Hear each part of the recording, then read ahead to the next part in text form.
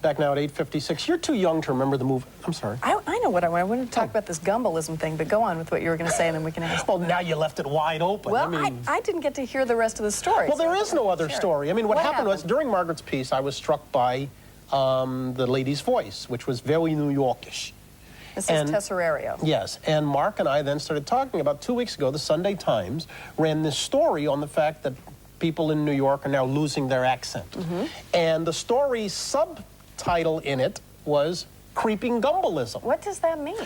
I read on, and it was never... Is that good? Does that mean people are losing their distinctive accent? You think I know? I mean, it was never, that term was never referred to in the story, but the story referred to the idea of people having accents that did not indicate what part of the country they were from. And you're an example of this. Yeah, I mean, and you got me whether or not that's interesting. It's the first time I've ever been referred to as a disease. I mean, it's like, God, he's got creeping gumbalism. It wasn't gumbalitis, yeah, it was just gumbalism. That's different.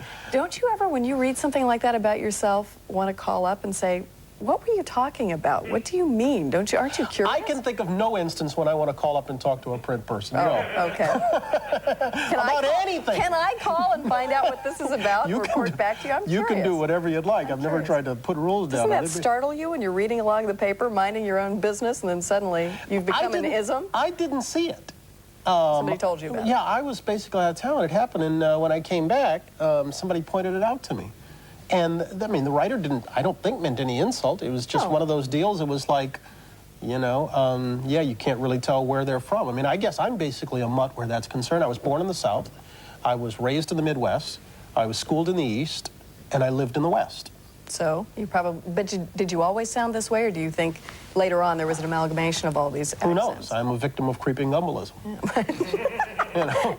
Jesus, is it catching? Should I move over? Well, you're from Tejas, and you don't have a Texas accent. I never really did. Well, I did a little bit. It was more in sayings and things that had to be. Maybe it's because you don't have a second name. Aren't you supposed to be like Maggie Sue Larson or something like that? Margaret Ann. Are you really Margaret Ann? Isn't that awful? Huh? Margaret Ann? Mm-hmm. You don't have a brother, do you? He's not Billy Bob or nothing like that, is he? No, no, and the fact that I named my child Billy Bob is nothing to be concerned about. We got to get on out of here. That does it for us. Have a great Monday, and we'll see you tomorrow. Bye-bye. Tonight on Australia's Most Wanted, the story of a young woman stalked by a psychotic killer. We'll show you the events that led to her murder. A well-known racing identity is shot.